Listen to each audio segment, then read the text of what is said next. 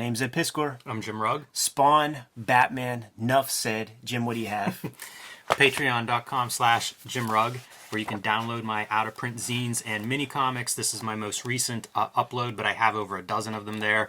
This is my process, pencils of how I made the Street Angel Gang, but I have collections of drawings, ballpoint pen drawings, wrestling zines, just basically the stuff that I make very small print runs of. Once they go out of print, I'll throw them up on my Patreon, along with a lot of original art, Q&As. If you're interested in how I make the comics I make, that's the place to go. If you want to see a lot of my art, that's the place to go. Patreon.com/Jim Rugg. And thank you to everybody that's signed up recently. Feels like that audience is growing, so I appreciate it.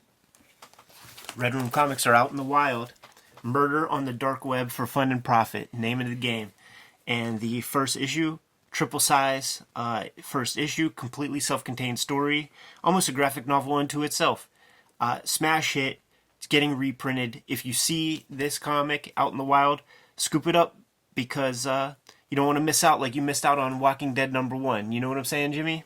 It's going to be a monthly comic. Every issue completely self-contained. So if you see an issue, grab an issue. Give it a shot. You could read the comics ahead of time at my Patreon, patreon.com/Ed Piskor. $3 gets you the archive over there. And there are more than 4 issues on the Patreon as we speak, all for the price of $3. And new strips show up every Tuesday. Jim, I feel like this has been a long time coming, dude. I have a confession to make, Ed. Yeah? I did not like this comic when it came out. I was super disappointed. It was much better on the reread than what I remembered. So, through the lineage of the channel, we've done all the Frank Miller Batman comics that we could do. We've done Dark Knight. We've done Batman Year One. We've done Batman Year 2. Todd McFarlane's Batman comic.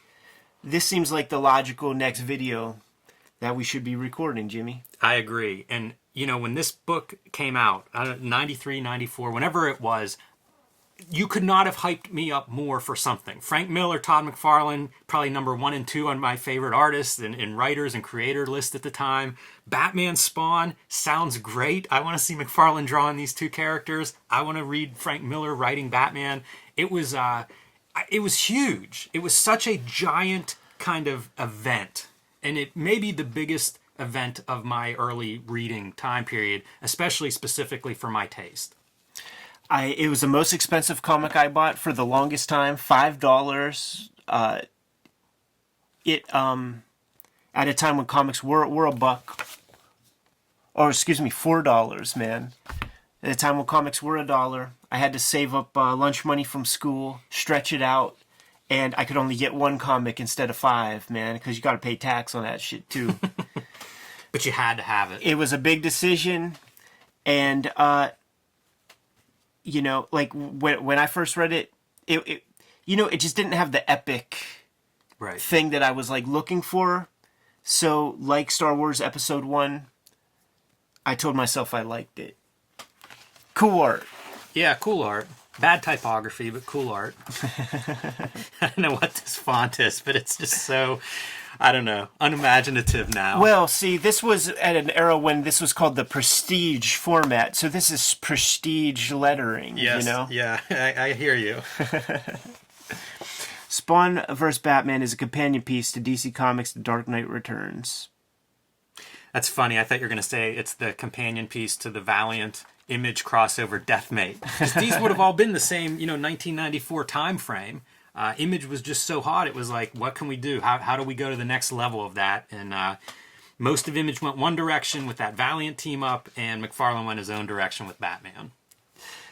Doesn't this Batman look like a Wallywood, Mad Magazine, parody of, Batman, tripping over his cape or something? I don't even know what it looks like. I would also accept a creature that's, kind of a human top, and then, I don't know, insect legs underneath. I see it, man. Almost like... All right, Kayfabers, hear me out. Take a look at that. Remember Modulok, the Masters of the Universe figure that you could snap together and turn into other things? I had that figure. One of the few toy figures I had as a kid.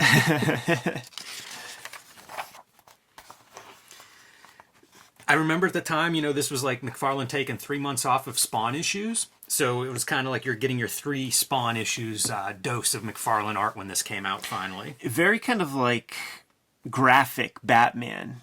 Like once again, another one of these like weird shape things with like claw hands, like Tim Burton kind of shit. It's so abstract. It doesn't make any sense in a lot of ways, but it's cool that he's going for it. It's kind of what brought him to the dance, right? Pushing all this stuff. Those shoulders, that's just like an interesting approach, man. Just, certainly is less boring than just flat shoulders.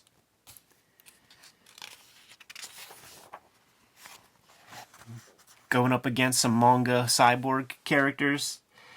Do you think that there's at least like a touch of like RoboCop shit happening with the human inside the robot thing when they start to become sort of self-aware? I didn't think that until you said it, and then yes, of course, with Frank Miller's involvement. Yes, but man, McFarlane didn't get that note. No. Apparently, that is not a. I'm not impressed by the design of that robot. No.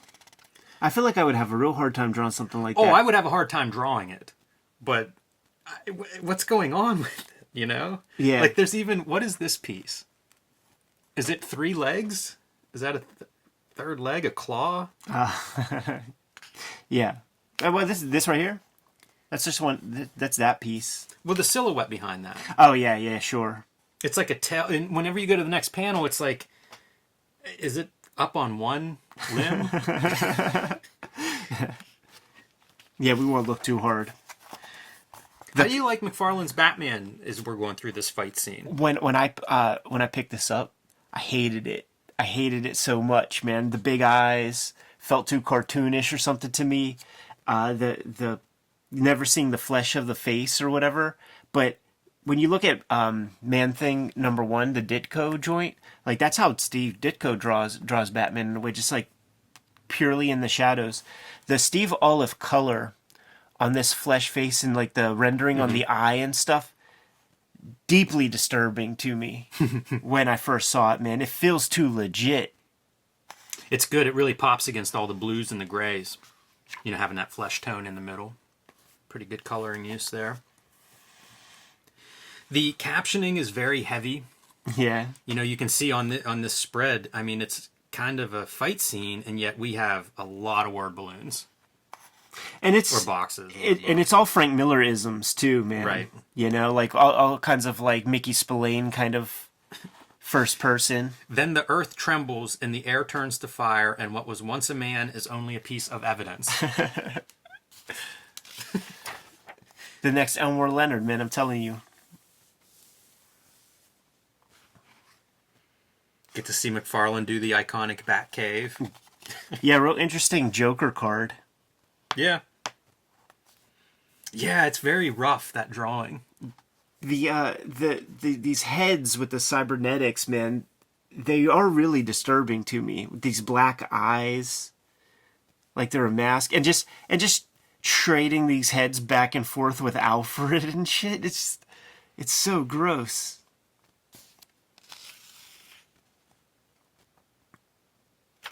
McFarlane's style in this was different than I remembered too. It's not as detail heavy as I remember, like, his art to be. He's using a lot of like he really wants to shoot for the Dark Knight fences. I'm sure the deal was like commissioning Frank for like, it's got to be as thick as an issue of Dark Knight Returns, bud. And he's got the panels, and he's cutting into them. And I swear, he just traced Frank's the one splash. Yeah, totally. And that's where I see, the lack of McFarlane detail, noodling. Whenever you put this in that McFarlane context, then whenever you see, all the screens, and obviously not just here, but in Spawn, I always go back to Dark Knight. I know he didn't invent that, but it feels like he popularized it. Right. You would see, dudes like Joe Quesada and stuff will, do this kind of poses, man, where it's, cross the arms and bend the figure that way. With 3-point perspective. Yeah. Is that a throwback to year 2? Is that a pose we saw, at the end of year 2? Is it Marshall Rogers? You know what I think you're thinking of, dude? That Trevor Von Eden last page. would have like that kind of perspective. Yeah, maybe. Boom. Enter Spawn, dude. With the Katsuhiro Otomo paste up background. Yes, I did catch that. Did he get that from Steve Olive as well? Hey Steve, let me see your Otomo files, bud. I need a background in a pinch. You're going to get paid a sweet royalty for this book. So bring those. Let's see you do some backgrounds for us. Here's another caption. He is a dead man brought to wretched life, a slave of hell who seeks redemption. I would redraw these comic pages and stuff, man, and my mom would be my letterer, and she would just laugh at this wonder. shit. And I would get so offended. Mom, this is serious business. How about the poor fucking bums in Spawn Alley? It seems every issue there's a new bum catching fire, man.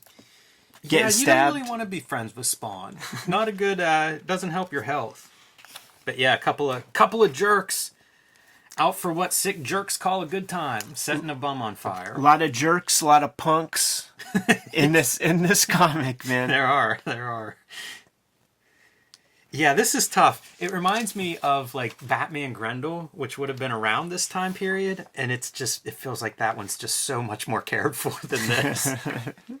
And Spawn sends those two dudes to hell, right? It's a good commentary on like the superhero of yore and the 1990s superhero, because we have Spawn just burning some dudes up, and then Batman enters stage left just to see this maniac burn a bunch of guys with no context.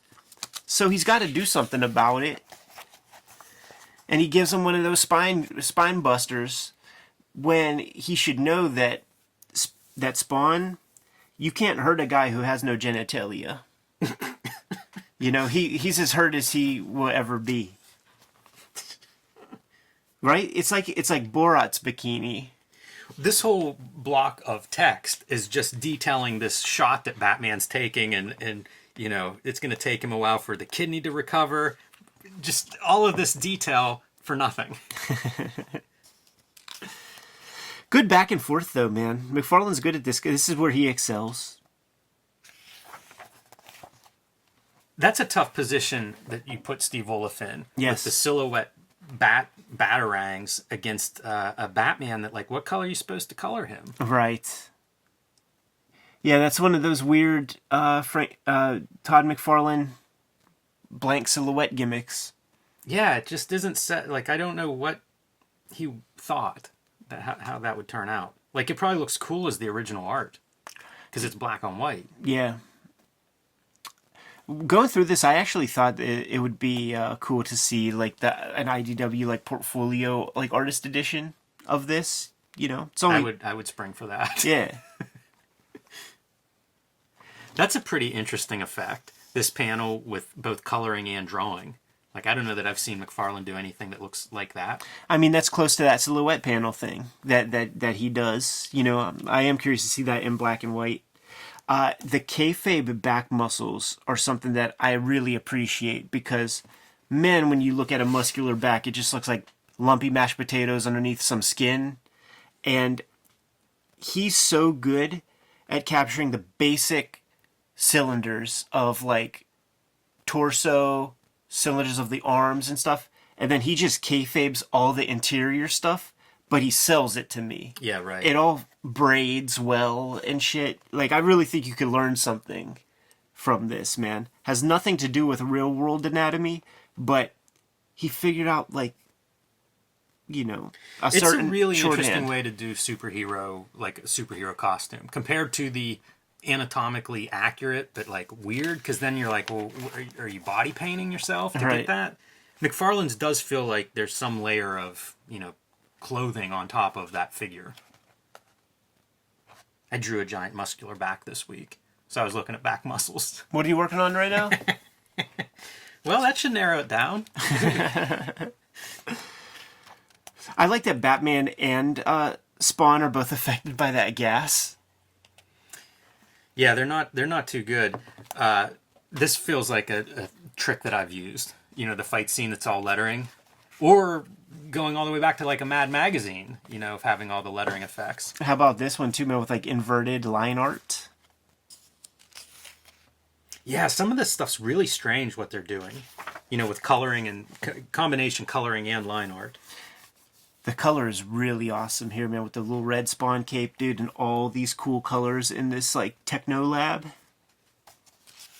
Some of that reminds me of if you were doing old traditional like 64 color, you know, tech. It sort of looks like that, except now we're printing and you can print all those colors and they show up. So you get those, the purples and the grays that would all look the same if it was on newsprint, you know, 10 years before this. Right. But here it's like you see, you know, 7 different shades of gray and variations with a little bit of blue, a little bit of purple. Looking at this stuff, I can't help but think that McFarlane is finding like his first Masamune Shiro, Apple Seeds, and Ghost in the Shells and stuff like that, man, with these cybernetics. He just never did stuff like this before, you know. He's pulling something extra here. Yeah, I'd be curious. I'd be curious if that were true. if he did have something that he was looking at directly. Jimmy, look at these guns, man. Like, just when you thought, like, you see this one here, and it's like, that's a huge freaking gun. Let's get even bigger. It's ridiculous. It does look good though whenever it hits that robot thing. Not bad at looks debris. Like it's really impactful. And he sees one of his homies from Spawn Alley. It's real funny. Picking up the head and holding it in his hand like that. That's a Shakespeare homage, right? Alas, poor Yorick. I knew him, Horatio.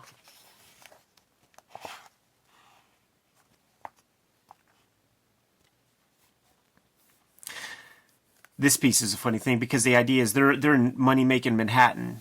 You know, Spawn Alley's like in New York. Something tells me that Frank did not deliver full script and that McFarlane was doing some plotting, because we have this piece where there's just a bat signal in Manhattan. So now the captioning like just calls all attention to it, and is like just in one caption is like, oh, a makeshift bat signal. The Band-Aid on top of the costume. Oh man, funny stuff.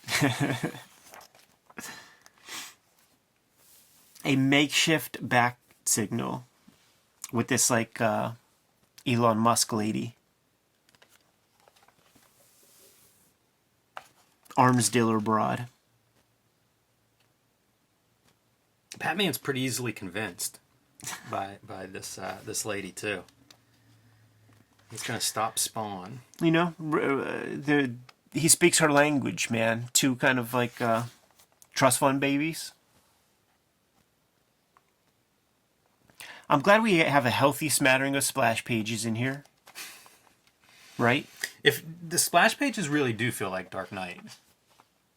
Like anytime there's a splash page. Close crop on that Spawn hand, man. This is that kind of stuff that you talk about when it's like you have this McFarlane style with all this noodling and stuff. Now you're going to get super close to a hand, and like, how do you translate that? And just like look at all this mud.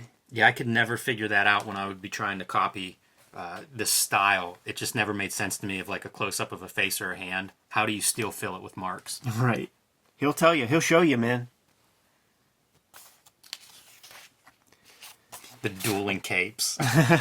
His Batman is so strange with that nose. There are a few of those where you get to see the cow shape, and it does not. Yeah, the nose is what really stands out on those. It feels very pointed. And just those super graphic eyes. I really hated that as a kid. I can't even tell you why. I just felt, maybe I thought it was just like too cartoony or something.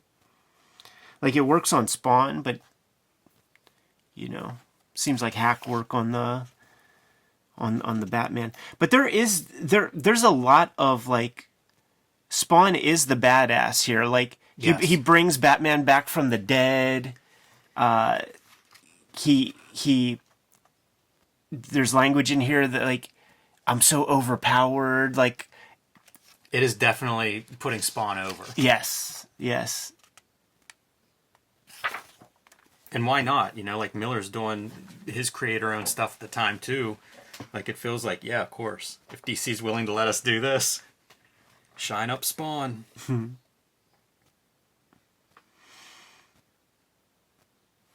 I wonder if they snuck anything in past DC. Like, you got to get your stuff in for approval at DC, and then maybe just like add a little thing, add a little caption. I don't know. I don't feel like anything's too over the line. It definitely, I think Spawn, it goes over in this issue, but I don't feel like there's anything that's feels out of line or too inappropriate.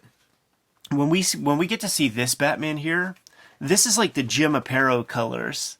Like, this entire time we've been seeing these sort of deep blues and these like darker gray, and then we just like launch into like Jim Aparo colors. I might have liked that more if it would have been a little bit of a brighter blue throughout. Yeah. It's weird because this spread, like, you see the transition from that really purple dark blue to that lighter blue. And I like these Batman drawings better than some of the other ones too, by the way. yeah, the robot, like the second time we see the robot fight, I think the robot looks better. Although now that we're seeing more robots, I'm back to not being so sure. Right. But I was thinking it was McFarlane finding his way. With a character like Batman, maybe draw a couple pages and then you start to get comfortable with your style of Batman. Yeah. You could tell he's just, it's all micron. There's also stuff that just it will be off. Like, that feels like it doesn't quite work. Like, I think if McFarlane was the regular penciler on Batman for a while or artist, you might not get that angle. That angle just feels a little funny.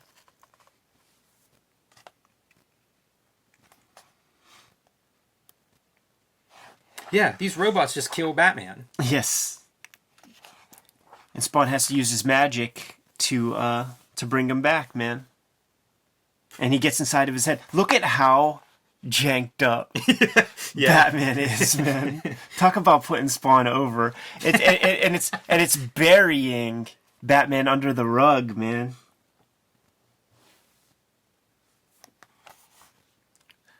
That's an easy splash right there. That's a quick page. That is a quick page. But it still looks cool, And it has all of what McFarlane calls his levels of depth by having these zaps go in front of and behind other zaps and stuff. Let Frank Miller do the heavy lifting on that page. And Steve Olive. Right. Yeah, getting into his head is funny. It's kind of a funny conceit so they can have their back and forth. Yeah. And both tell each other's origin stories to one another. I love this one. Like, they're hanging out back to back talking, tied up to a chair somewhere. And as crossovers go, man, you have to have the come to the understanding panel. Right. Let's go to work. You do get a lot of Batman versus Spawn in this crossover, which I appreciate. Look at that 2-page spread, boy. That's what you paid for right there. This is another one, though, where, like, Batman looks kind of different than I think he looked before in this issue. Spawn, are we getting like an underbite on Spawn? I'm a fan of the underbite. It's like the bottom lip gimmick, man. Like a Judge Dredd kind of piece. I'm on board with that. It's a good grimace. And then the perspective. Check it out. Like this is this.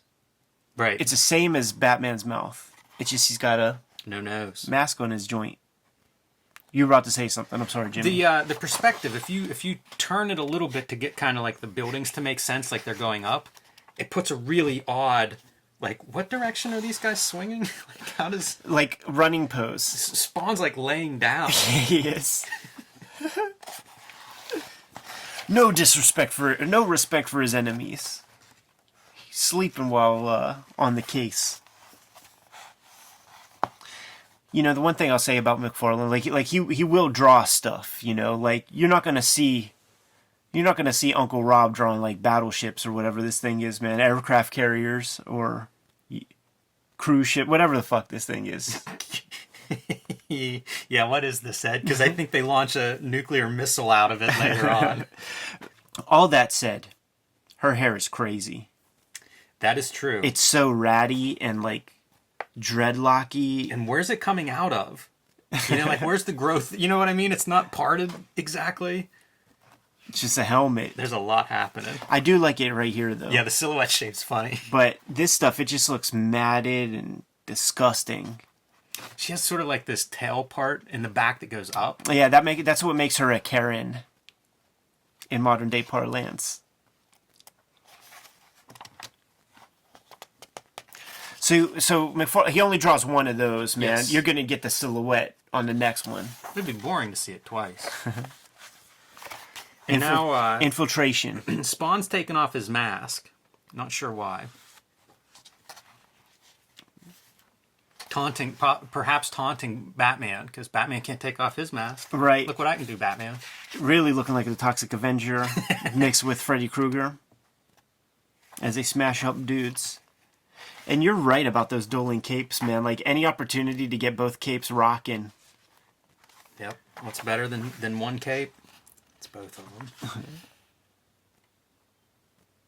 I like this inking. That's a piece that you rarely see style-wise from McFarlane. True. And very anticlimactically, the lady just gets dispatched like nothing. Not only anticlimactically, but like anti-gravitationally. What exactly is going on? What propels her up onto that spike? Oh, man, there's barbs in there, dude, just lifting her up. Dead weight. And then one panel of lovemaking. Before, see, that's the strategic placement of word balloons there. And then this is the climax. That's how Spawn finishes.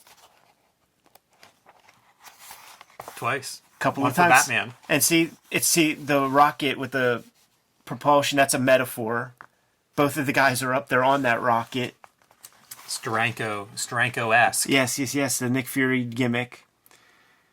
Batman pulls a wire or two out and turns the warhead into a dud. I think that's how it works. Yeah. Hands so skillful they could have served a concert pianist or a safe cracker. Batman. Detective, vigilante, savior. A mind so brilliant it might have revolutionized the field of physics. Maybe that would have been a more noble calling.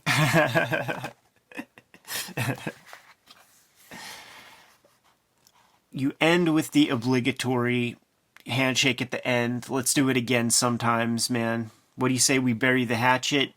And then the shot heard around the world that we would never forget, that brought itself into Spawn continuity, man.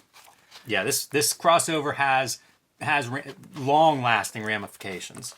Bury this, to quote a phrase, and then that great last splash page with the Batarang buried deep within Spawn's head makes you respect Todd McFarlane's ability to draw liquids, viscous liquids, man. That's not easy to do.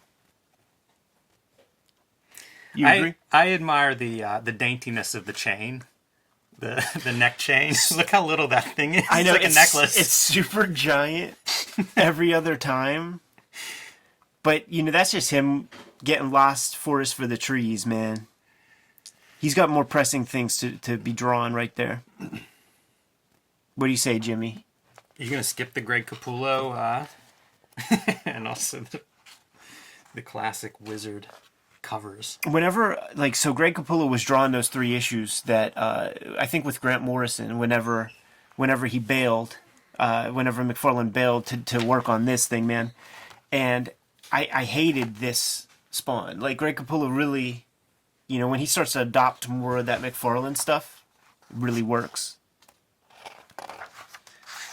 And look at this, dude. This is a modified version of the Wizard cover because, count them, there's only one moon. Yeah, I was trying to figure out how the Wizard... This must be crop different or something? Yeah, I think it's closer to the top of Spawn's head. They probably got the feedback, right? That oh, dude, we fucked up. There's 2 moons here. Yeah, it could be. This is a primo Frank Miller Batman, by the way. I really like this, man. It's Sin City era. It's not so far abstract like that second Dark Knight miniseries. You know, this is Sin City Batman right there. He could be fighting alongside Marv. And then, you know, the somber note at the end, man, we lost Jack Kirby this year. Yeah, that's a nice note. Might be the first time I ever rest my eyes on Kirby. Really? Maybe. Look at this. Look at the books in the back, dude. The ElfQuest hardcovers that would have been in Walden Books. The first comics. Teenage Mutant Ninja Turtle trades that would have been in Walden Books. Yeah, I wonder where where this is going on. I have that book, The Art of Jack Kirby, that he's holding, and I know you have it over there on the shelf. That's one we'll go through at some point. It was an important book for me. It was one of those early books that I got hold of, and you know, you really get a chance to dig into Kirby and his legacy. But I love that this page is in here. Absolutely. And on the back, man, you have one of these like jam pieces that you see, like, I would see them getting passed around at Pittsburgh Comic-Con and stuff, man. And you know, everybody's drawing their guy. You always wonder where the hell these things end up. Yeah, I see a Gru, Aragonis Gru back there. I see an Arn Saba Nil the Horse. Of course, ElfQuest. Yeah. Curious where that's at. Feels like that's a store, right? Yeah. So, there you go. Spawn Batman. Yes. Had to be done. It did have to be done. You know, going through it this third time, I might be back on my negative side. It's all right, but talk about a different era. Like, boy, does that take me back. Frankie M, man, cashing checks. Snapping necks and cashing large checks. And Todd McFarlane had the loot to pay. Wonder what the print run on this book was. I wonder that as well. And if for a single issue, the writers got 100K, what do you think? Frank got 3? 5? I don't know, man. Like, did they sell 1 million of these?